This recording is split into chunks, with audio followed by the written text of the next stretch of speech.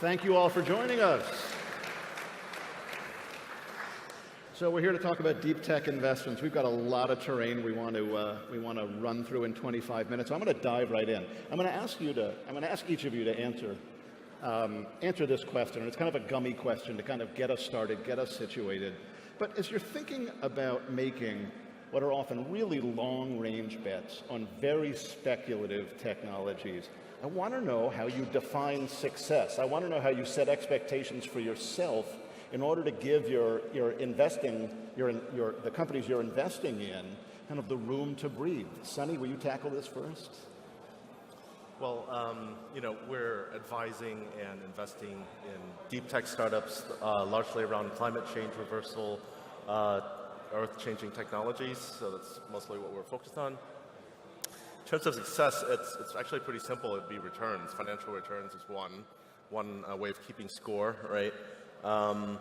But we're really here to serve the founders and help them grow their businesses. And to the extent that we can see that their business has grown from the point that we got involved to the point that they exit, that's another fairly clear metric. All of our companies almost all of them are revenue generating, so growth in revenue, and then ultimately it's the impact. I don't know how you measure that other than just watching them ship their products. So Zain, over to you. Maybe talk about this in the context of not more traditional short-term investments versus longer, more speculative ones in tech. I mean, we take a lot of conviction in kind of what our founders are up to. Just a quick context is we're an investor in companies that can integrate voice technology, which itself is, if you think about it, a deep tech layer that can enable interaction with users. And so one example that we think of is what is the hard problem that the customers are having solved by the startups we're investing in. A good example is June Oven, which is a computer vision and algorithmic way of cooking. And they have used images based on your food to kind of help power the food process. So if you think about that, that's solving really tough problems. So that's a measure of success that we think about. But it's really long-term because it's trying to change this age-old process. And you can see the curve of adoption over the long run. So as a deep tech investor, we have to take conviction in bets that translate over that 5 to 10 year outcome. Jalak, over to you, and maybe talk about the need for patience and how you exercise it. Yeah, well, I've been an early stage investor since 1999, and what I saw in the 1999 to 2001 timeframe was a lack of patience. A lot of people who, were excited by the internet and thought all of these solutions were going to be built overnight or were going to be adopted overnight. And what that time period really taught me was that any game-changing technology takes a really long time to get to market, because it's not just about what's feasible from a technology perspective, it's how quickly will the market adopt, how quickly will enterprises adopt new ways of doing business, or how quickly will consumers change the way they think about things. And Future Perfect Ventures I launched in 2014 to invest exclusively in decentralized technology. And while there's a lot of promise around blockchain and crypto and tokenization of assets, it's a whole different way of thinking. I mean, the 20th century was built on intermediaries, banks, and checks and balances. And where we are now is that technology can actually replace a lot of those intermediaries. But not everybody is yet on board, including consumers who don't yet trust necessarily computers to do those checks and balances, even though the computers may be more effective. So it just takes time. I think you need to build not only great technology, great user interfaces to make people more comfortable with interacting with the technology so it becomes more seamless. And that's when you start to see adoption. And we've seen it before with other technologies, so I think it's just a matter of time, and knowing it's just a matter of time and backing the pieces that need to be in place for that mass adoption. Yeah, thank you. So let's talk about geography for a moment, as opposed to specific technologies. And Sonny, we'll begin with you again. What part of the world has you really excited right now, and what are you seeing there? Well, Probably about a third of our companies are based in Israel. A lot of, Israel's always been a place where there's been a tremendous density of science-based startups, stuff that's really out there. So we've done a lot of stuff there. But, I find that a lot of the best science, a lot of the best technology based on scientific breakthroughs, that's kind of how I think of DeepTech. A lot of it comes from, I wouldn't say random places, but places that you wouldn't expect. Honestly, a lot of times some of the more prestigious places, won't name any names, I feel like a lot of the work is quite incremental because, they're trying to protect their reputations. Whereas some of these other places where they're not as well known, they're ready to try something wild. And most of the time it doesn't work. But you'll find it occasionally where it does. Like one of our companies, Oros, was just up here doing the liquid nitrogen thing. When we found them, they're a couple guys out of Cincinnati. I love Cincinnati, but not, it wouldn't be the first place I think of for deep tech, science, material science, But, they built a great business making the warmest jackets in the world. So I think it really can come anywhere. I mean, Zain, do you see innovation becoming more distributed, and what areas in particular are interesting? Absolutely.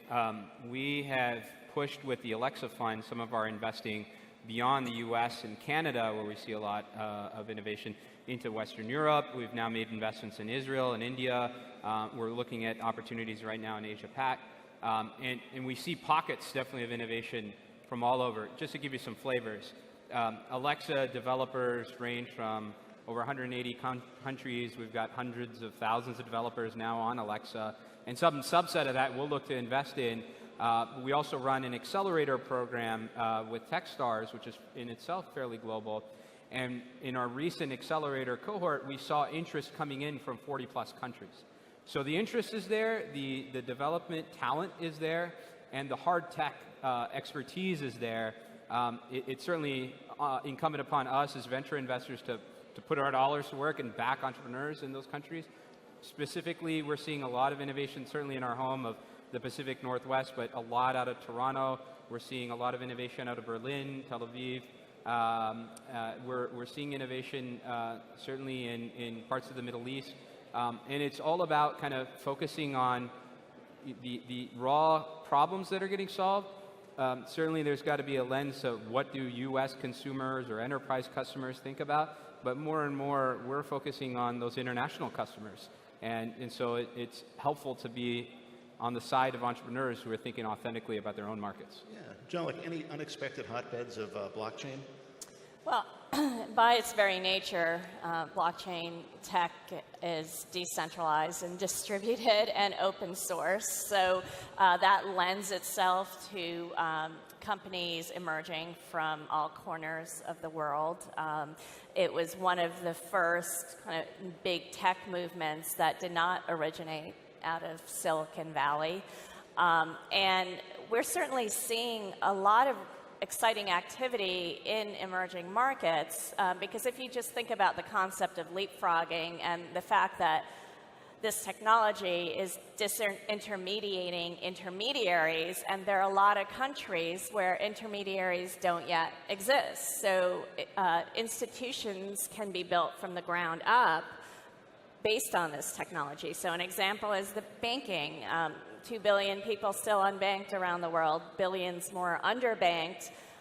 In regions like Africa and India, most people don't have bank accounts, and why do they in the future need bank accounts when they can actually store their assets and their currency themselves in a safe way and be able to transact worldwide at low fees? And there's a global ledger being kept of their assets. That's trustworthy. That's what banks did in the past. So in places like that, we're seeing business models, like completely new business models, start to emerge, whereas in places like the US and Western Europe, we're seeing, I'd say, baby steps using this technology.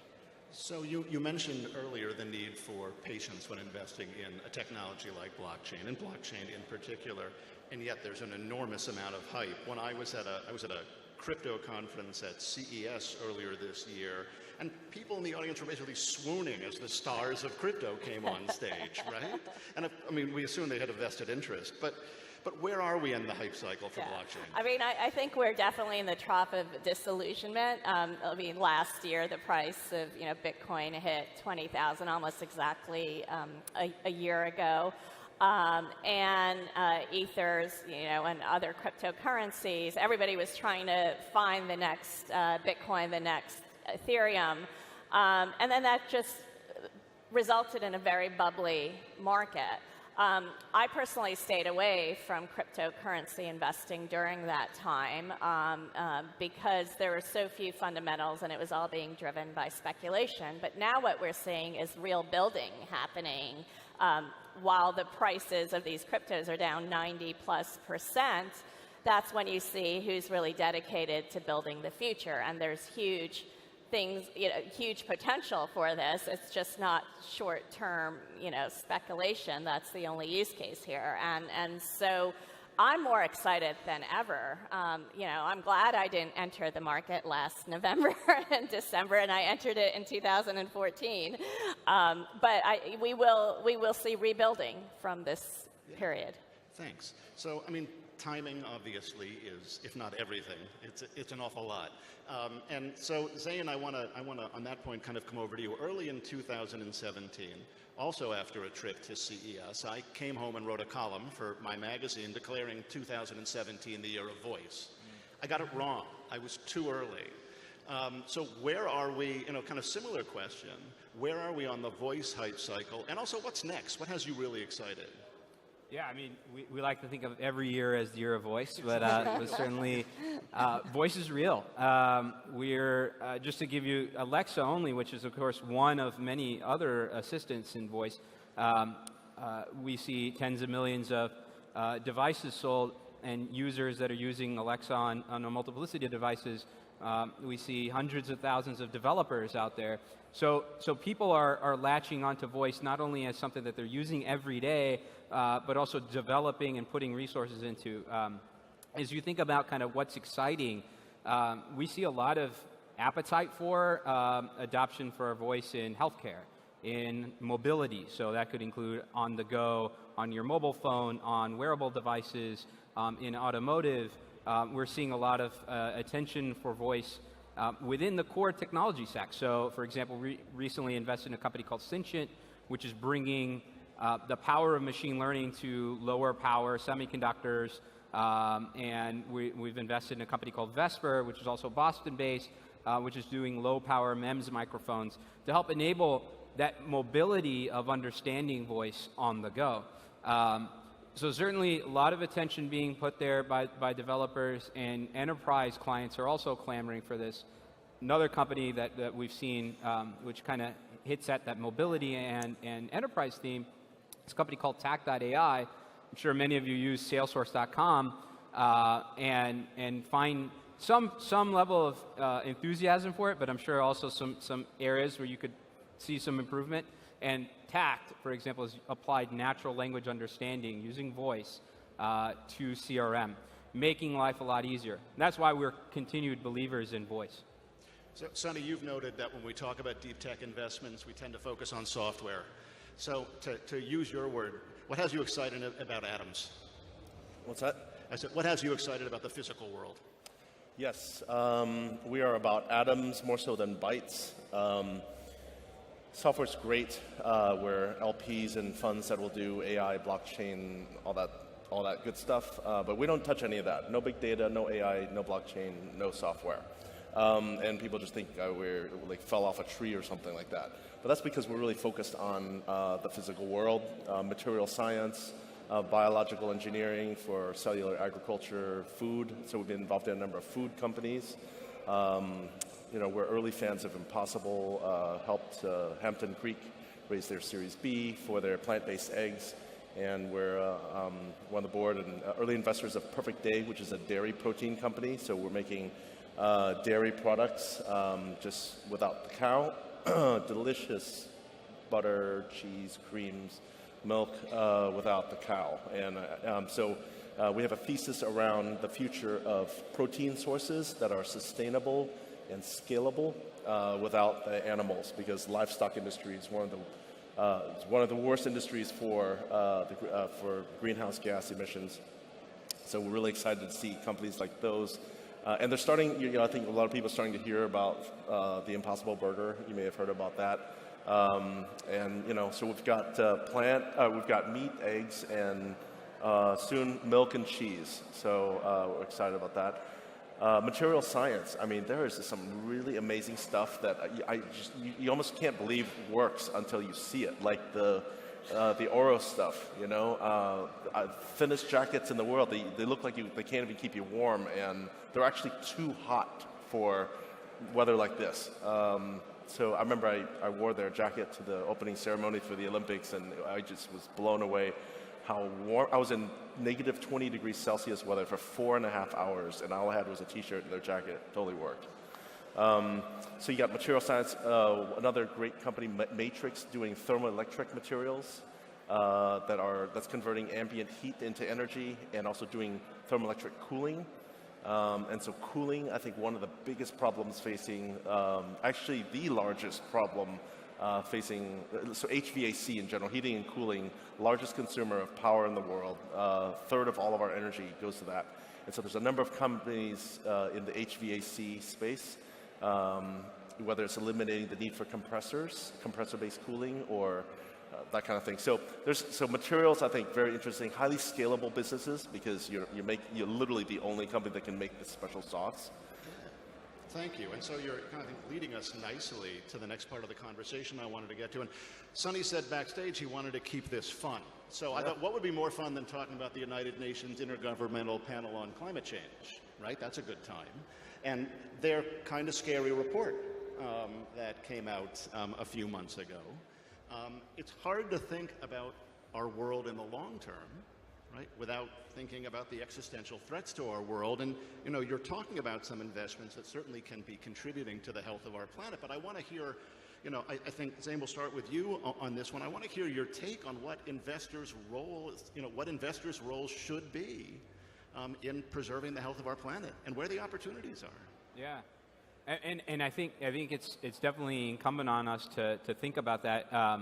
I could speak a little bit about my Alexa Fund lens, as well as personally how I'm kind of working toward that goal. I think in the Alexa Fund world, we've invested in a company called Conservation Labs, which is focused on water leak detection.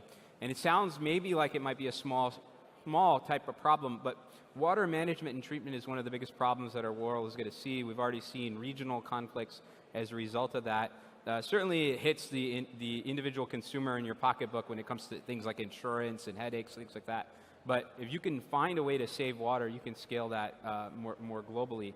And then Ratio, which is working on water quality, both indoor and outdoor. And so you think about companies like that, they're certainly pushing the edge using things like IoT, but as they get the costs down, you can start to see them roll out more globally and start to solve these problems on that type of scale. And then, I think saving the world has an ecological lens, but I also think that you have to think about some of the world's problems like healthcare and education. And we've shown ourselves to be investors there, and I think even though the financial returns sometimes, as Sonny was mentioning, there's something that we think about very much, they may not be as apparent initially, but as you think about the long-term impact and potential, millions of lives impact, if not billions. Well, Alex, any question to you? Yeah, I think the opportunity for the greatest financial returns in the 21st century is the most mission-driven and positive impact-oriented companies. And it was one of the things that drove me to start Future Perfect Ventures in 2014. I feel like a lot of our institutions are very 20th century, so is the model of venture funding and just looking at profit and exit at the expense of kind of longer-term implications of the technology. And the best entrepreneurs I come across do care about using these new frontier technologies to create a better world, because we have 3 billion people coming online who've never been online. Do we want them to have the same experiences we all do, with a lack of data security, of all the trolling that's occurring, et cetera? There is a better way, and there are technologies. If you just look at like the online experience, and blockchain and data security is such an important piece of making sure that we can have maximum impact without kind of leaking information to bad actors out there. If you look at sensors and IoT, and I look at blockchain in light of all other decentralized technologies, including AI and IoT, and we need to keep all the data that's being collected secure, and also open source it in a way, or anonymize it in a way that different people can use the data, and so we're not giving control to just a Facebook or a Google. And people everywhere around the world can solve their local problems using larger data sets, and that goes into healthcare too. So I'm very optimistic about what I'm seeing in terms of entrepreneurs using all of these new technologies to solve world's problems. So, Sonny, beyond the examples that you gave that kind of led us into this topic, at a higher level, what are your thoughts on this? Like one of the things I would like to almost correct in terms of the reputation I think DeepTech has is that not all of this stuff is super long range, super risky moonshot things. Like I don't think we're in the business of investing in those kinds of things. What we're looking for would be things that was super risky 15 years ago, but a bunch of PhDs or whoever worked on it, and then now it finally works, and now it's just ready to give birth to something that the world is going to be blown away by. That's exciting, and there are opportunities around that, And I think the challenge is actually finding something that is close enough to commercialization that, with an injection of capital and assistance and whatever, can get you over to the commercialization edge. And I think there are opportunities like that. And I also want to talk about diversity, obviously, as also a very important piece of, you're talking about creating a better world through investing. We need to make sure that we're investing in a wide range of talent globally, which hasn't necessarily been the case, previously. And that's the only way we're going to solve, the world's problems, is making sure we have the brain power of every person out there. So let's stay on that for the minute and 15 seconds we have left, and I guess I'd like to hear what are, as we do that, as we think about inclusion and we think about diversity, do you have to give anything up as an investor in order to achieve that? No, if anything, it's alpha returns for the investors that pay attention to that. Yeah. Think about all the lawsuits that we've seen happen over the last year or 2 years. That's a huge distraction of management time. That is a lot of resources that are going, to places that they would be better spent on building product, new markets, and so I think we have to look at it holistically. Mm-hmm. I don't think investors have been. It's like, let's solve the problems as they come up instead of let's just do the right thing from the beginning. Great. So lightning round, real quick. If I had known then what I know now, what would I have invested in? You just got to keep an open mind. You have to have your eyes and ears globally, and you need to have your eyes and ears as to how your management teams are hiring. And if you do that, diversity takes care of itself. Sonny, last word? Well, I'll just say that because DeepTech is, almost by definition, we're pursuing solutions to some of the most difficult problems in the world, the solutions could really literally come from just about anywhere. It's not just Silicon Valley and Beijing anymore. You really need the globe working on this, and from our experience, these solutions can come from literally just about anywhere. Sonny, Zain, Jalak, thank you very much. Thank you.